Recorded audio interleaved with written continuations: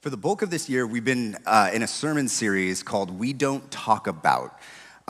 It's the lesser known characters of the Bible. We've discussed folks like Jonathan, Uriah, those two people whose names I don't remember. Anybody?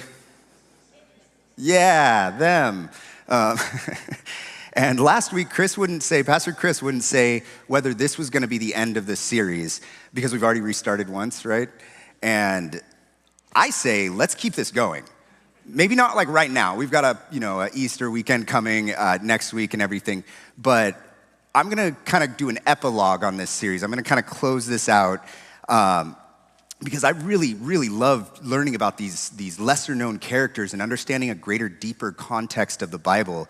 And so I'm going to say this is just the end of the beginning. How about that? Can I just put that pressure on our pastors to just keep doing this all throughout the year?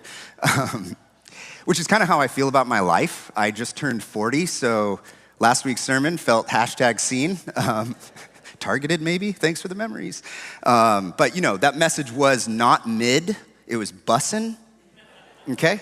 I'm cool, I'm hip, I got the lingo, right? I can still riz or be riz or whatever. Christ is risen, so that's all the riz I need, right? Thank God I'm old, I don't have to care. But this is the end of the beginning, and this is right where our story picks up.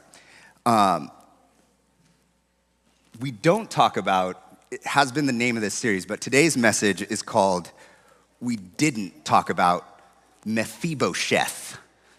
Can everybody say that with me? Mephibosheth.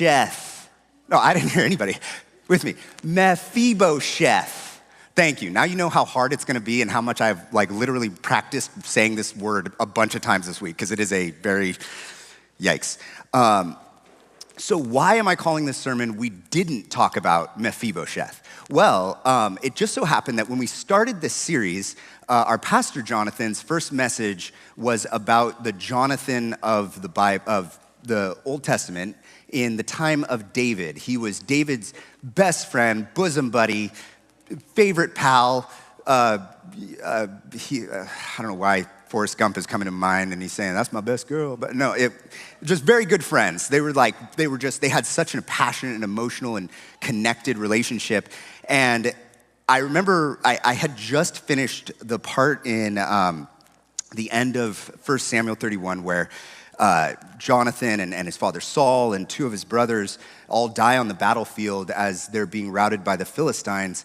And I had just jumped into the next several chapters of 2 Samuel, and I found out that there's this character connected with Jonathan, this Mephibosheth. And so when Jonathan, our pastor, he said, and that's the end of Jonathan's story. And I was like, what? No, that's not the end of the story. That might be the end of his life, but there's this Mephibosheth. So let me explain who Mephibosheth is. In the beginning of chapter 4 of 2 Samuel, there's this very brief mention where it says, Jonathan had a son who was lame in both feet. In the tumult after he was killed in battle, and there was all kinds of wild, crazy things happening in Israel, his nurse, he was 5 years old, Mephibosheth was 5 years old, and his nurse or his handmaid picks him up and goes to flee with him and run and save his life, and she drops him, and he becomes lame from the legs down for the rest of his life. And then it doesn't talk about him for a very long time.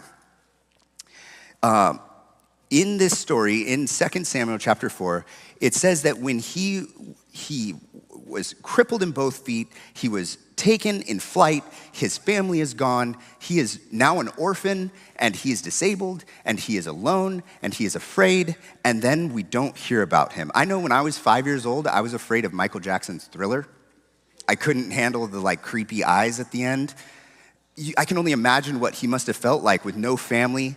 He was an innocent fugitive. He was newly disabled. His whole lifestyle was upended, and we now know what types of monumental consequences that can have on a person's life in their early childhood development, especially when things happen with your parents and your caretakers. It can totally radically change your entire psyche, and it can really cause long-term damage to a child. And yet, we find that this Mephibosheth keeps showing up over and over again with a kind of heart and a kind of love that Christ has for us. Over and over through this story of David's rise and ascendancy to power and leadership and shame and everything David goes through, which I'm going to kind of outline here today. Something that really hits me, as many of you know, and I've talked about many times, I used to work in human services, and I worked with the Portland population. There's so many folks that I worked with that you drive right by them, you see them, on the side of the road with their signs, you see them downtown, you see them everywhere, and each one of those people has a story, as I've heard probably thousands of stories, and you've come to find that these folks, they didn't start off that way. Most likely. There is likely an instance or a situation that caused them to have this downfall. And it was more likely than not their fault. There's a very strong correlation between early childhood trauma and things like homelessness because it causes mental health or really psychological damage in such a way that you become basically unable to function in a society such as ours. And many are living in that aftermath of trauma, loss, and inherited brokenness. And like Mephibosheth, they did not choose their wounds. They simply survive in the shadows. And this reminds me that when we have this kind of experience, even if you're not homeless, even if you're not, totally, completely damaged, but there are times in your life and in your mind and in your experience here on earth where you feel like you have been pushed off to the side. You've been damaged at a point that had nothing to do with you, had nothing to do with your shame, you were innocent, you were a child, and you've been living in those shadows for so long. And there are those who they become voiceless. We become voiceless. Now, with Mephibosheth's story, it stops right there. We don't hear anything about him for several chapters in this book. And what happens in between is that Saul's final heir to the throne is murdered. David's anointed king by Israel and takes up the throne in Jerusalem. He battles the Philistines and subjugates nearby nations. He brings the ark back to Jerusalem and goes buck wild dancing while doing so. I don't know if you remember that story. God establishes a covenant with David, promising him a lasting dynasty. David defeats Israel's surrounding enemies and secures the kingdom. And after approximately 15 years and many stories in David's life, he asks this seemingly random question out of nowhere in the beginning of 2 Samuel chapter 9. And he says, is there still anyone left in the house of Saul that I may show God's kindness to him? It's so wild because you hear this story, and there's so many times in the Bible where, I've read this narrative so many times, and then it doesn't click to me that there's a human being behind this story who's been living for all these years while all this other, action is happening in the narrative. And there's a servant of Saul, a former servant of Saul, who was likely a high-ranking servant. The narrative says that he had 15 sons, and I think it was 20 or 22 servants himself. So that shows that he wasn't just any old servant. It showed that he had some power. He had some status as a servant. There's some classism there, even amongst servants. And he comes and says, yes, there's still a son of Jonathan. He's crippled in both feet. It's like he makes mention that he's crippled. He doesn't say, oh, he's hiding out in a place called Lo-Debar, or, oh, he's Jonathan's, your beloved friend Jonathan. He just mentions his disability. And David calls him. He says, bring him to me. Bring him to me. I'm sure Mephibosheth must have been terrified. David's calling him. David, this one who his grandfather had pursued time and time again to try to kill. The one who didn't fight with his best friend Jonathan on the battlefield because he couldn't, because probably Saul would have turned around and been like, and then run out. Oh, the Philistines did it. Even though he was the anointed of God, he showed mercy to Saul so many times. And here now Mephibosheth is being called to his table, and I'm sure he thought he was going to be destroyed. David sends to Mephibosheth not to destroy him, but to restore him. Trembling, Mephibosheth shows up at the table and he calls himself a dead dog. Why do you want to have anything to do with me? And I don't know if you recall from the story of David and Goliath. Didn't Goliath say something about himself being a dog? He sees David coming up. He goes, what are you, a dog? What am I, a dog that you've given me sticks to play with? And here's Mephibosheth saying, I'm a dead dog. I don't deserve to live. And then David does something beautiful. He restores him and gives him a seat at his table. He gives him the land that belonged to Saul. And he says, you will be here forever with me because of the covenant that I had made with your father your father Jonathan, you will be with me forever. This is a covenantal love. In the Bible, it's called chesed. It's the kind of love that happens not because of anything that we have done, but because of an agreement that was made outside of our will and our power, maybe even definitely before we even existed. Just like God's love for us, David practiced this love that seeks us not because we are worthy, but because he is faithful to his promises. He's faithful to the vulnerable. He is faithful to those he loves so much that he extends his grace to those he is not associated with because they are loved by those he loves. The Bible says in Romans 5:8, while we were still sinners, Christ died for us. There's a small little tiny passage in I think it's 1 Samuel chapter 5, and David's going to attack, and there are a group of folks who say, the lame will not enter this city. People didn't look at folks who were disabled, who had any maladies, as being human. They looked at them as being accursed of God. And so Mephibosheth, for all intents and purposes, was seen as being a curse. And David willingly, lovingly accepted him at his table and restored everything that was his enemies back to Mephibosheth, ensuring that his bloodline would have dignity, his bloodline would have honor, and his bloodline would truly be of the anointed that happened before David was anointed. While he gives Mephibosheth a seat at the table, he restores him with a reminder that grace doesn't always remove the scars, but it includes us anyways. You'll have to forgive me, y'all. I've had a kind of intense couple of weeks, and so I'm a little emotional. I think it's my 40-year-old hormones or something. I'm going through menopause or something. So when I hear things like that, it just hits me so hard to the core. And while he does this, remember that Ziba? That Ziba was put in place to serve him. He's now no longer serving the king or the second king. He's now serving a disgraced, dead, former king's grandson who is crippled in both feet and has a name that means the face of shame. And this is what this powerful servant serves. Now, I'm going to get to Ziba in a bit here. But we know that there was probably some sense of animosity there, some sense of, oh, you've done me wrong in Ziba's mind. And even in this place of, quite frankly, grace that Ziba's been given, because for all intents and purposes, he was loyal to Saul. Who's to say he's not going to go and betray David and make him killed in the night and then raise Mephibosheth? And now Mephibosheth is back to restored being the king. He's the rightful king anyways. Could have been justified.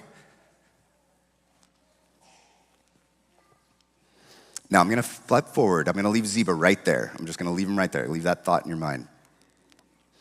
Now in between this story of the restoration of Mephibosheth, David fights and defeats the Ammonites and the Arameans.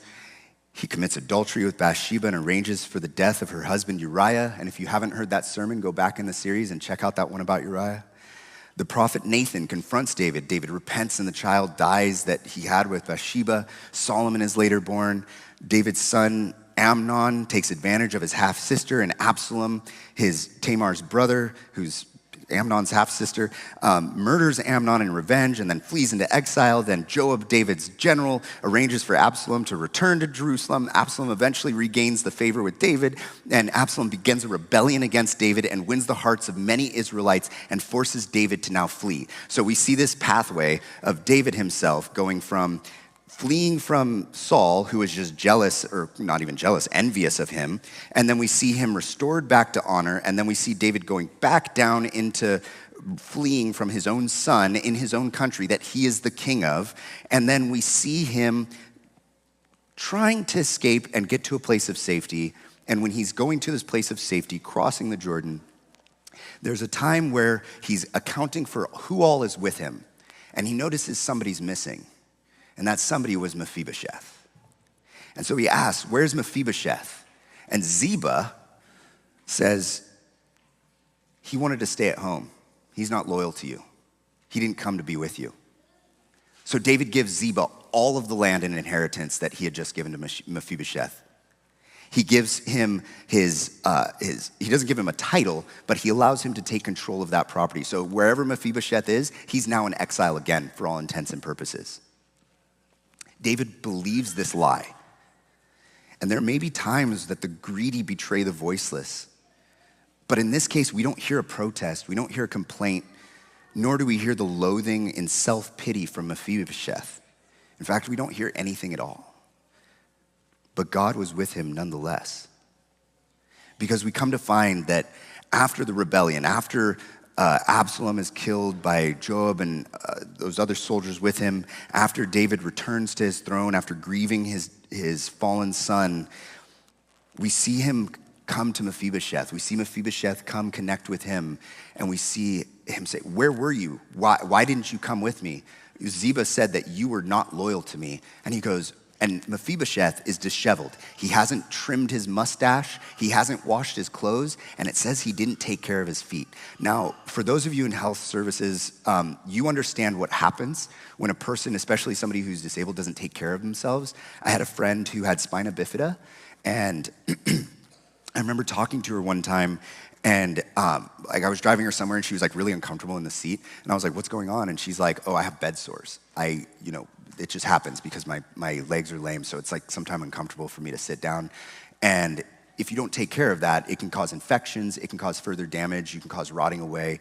I mean, it can get pretty nasty. I won't go into all the details, but hey, nursing students, hey, welcome to your future."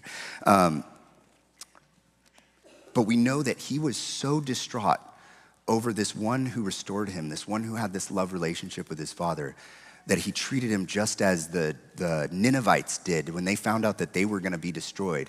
He put himself in ostensibly the equivalent of sackcloth and ashes. And David offers to split the land between Mephibosheth and Ziba.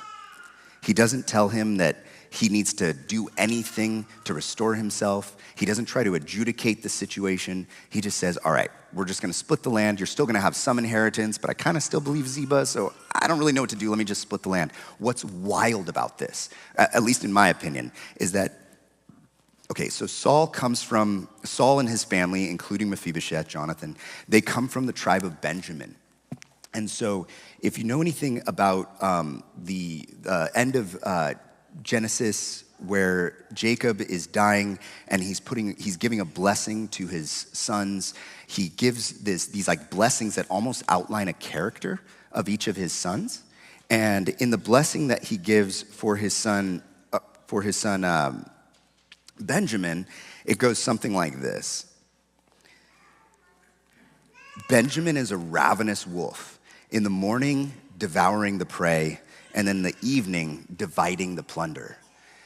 So in the morning of the story of Saul's 1, 2, 3 bloodline, himself, his son, and his grandson, in the morning, he's devouring the prey. We see this very overzealous leader of the Israelite people, the first king that they had ever had. He's going out and he's giving sacrifices that he had no right to give. He's trying to destroy people that God never called him to destroy. He's wanting to take more than he was even offered. He's this overzealous wolf devouring.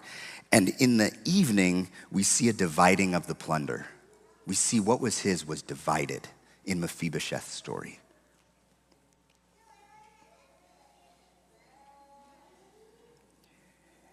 Despite being betrayed, slandered, maligned, being crippled, being put into a position where he, for all intents and purposes, lived in fear for many, many years, decades even, he remains loyal. This reveals his heart, the same heart that was in his father Jonathan, the one who said to David in an almost prophetic way, "Make a covenant with me that when you rise, you will remember myself and my descendants forever, and you will covenant with us to be with us and let us be with you forever." This is an amazing, amazing covenant and like I said, almost a prophecy, because his father was the current king at that time. And for all intents and purposes, David was nothing. He was a great warrior, sure. And he had defeated Goliath, yeah, but he was not the king. The heart whose treasure was in relationship instead of possessions, titles, and glory was what Mephibosheth held. And while the vulnerable are often voiceless and slandered by those with influence, God vindicates in time. Integrity still matters in the waiting. Now, after this time, there comes a famine on the land.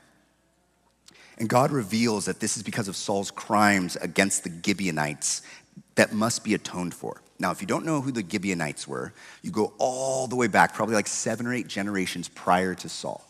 And the Gibeonites were a group of people where when Joshua and the Israelites were conquering the lands, they had gone and defeated Jericho, they defeated Ai, they're taking Canaan as God had called them to do.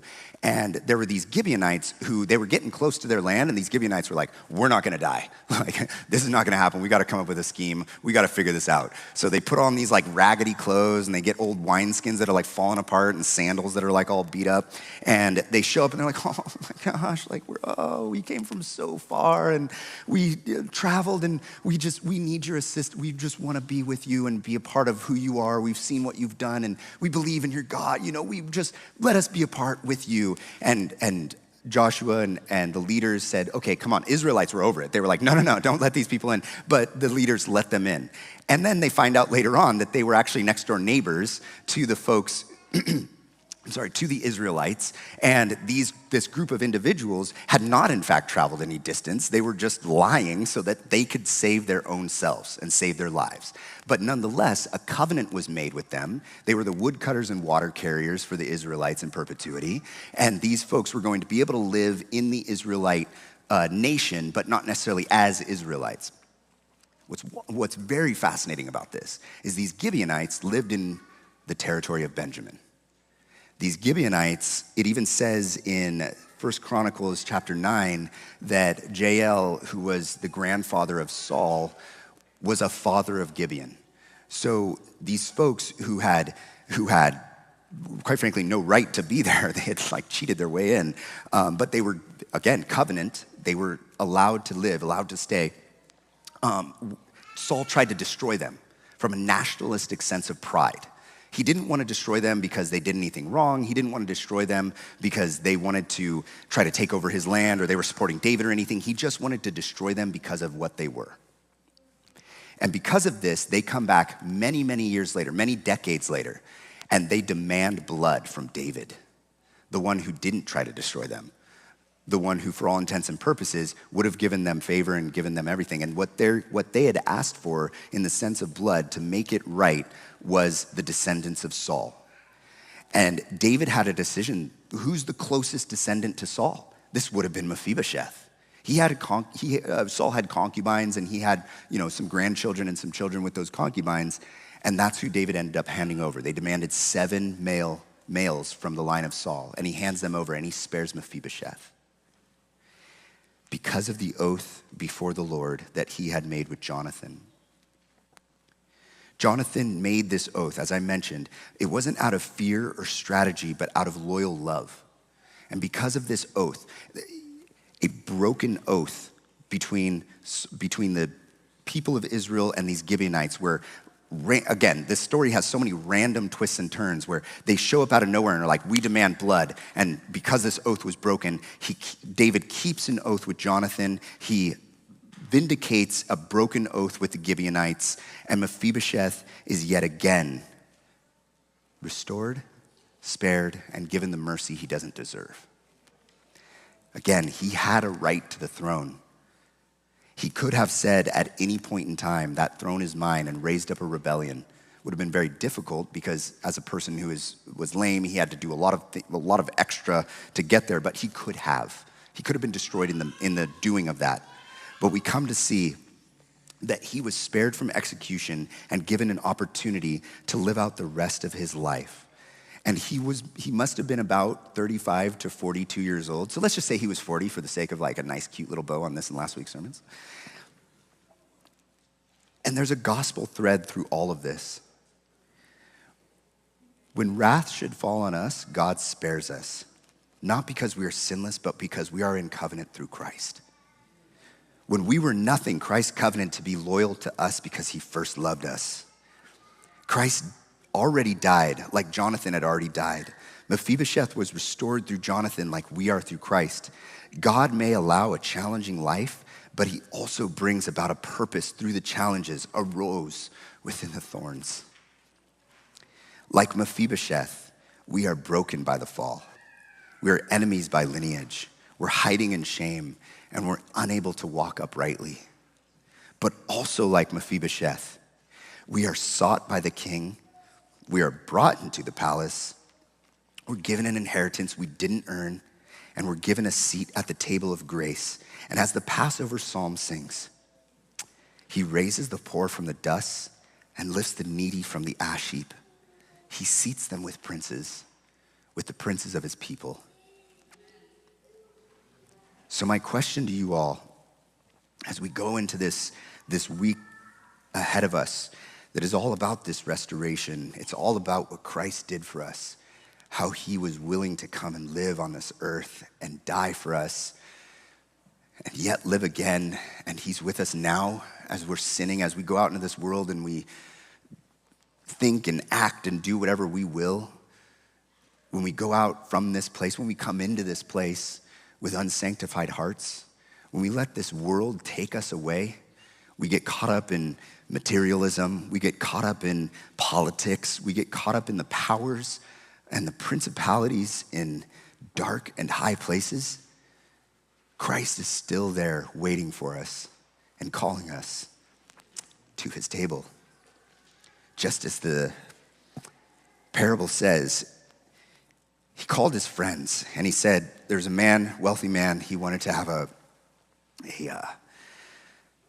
wedding for his son, and he called his friends, and his friends denied him. He calls them again, they deny him again. He calls them again, and they kill his servants. So he goes out into the streets, he goes to the lame, he goes to the sinners, he goes to those who are voiceless, and he calls them to his table. Each and every one of us are those folks. And if you don't think you are, please read your word. Know that you are no good, but you can be restored to goodness through Christ who saves you. I ask for you to pray to see the Mephibosheths in your life and pray to see yourself as the face of shame, Mephibosheth. Ask God to show you someone who is wounded and marginalized, who you can restore and include. Ask God to see how you are wounded. Ask God to see where the promises lie for you and recommit to keeping the promises you made, even when it costs you, just as David did, and more so just as Christ does. And when you do these things, because you want him to be closer than your own skin, you will realize that you should have died multiple times. You should have been castigated, cast out, but you have been redeemed through his great love. You may be voiceless, but he will restore your voice. You may be crippled, but he will cause you to run. You may be alone in exile, but he'll bring you home. Amen.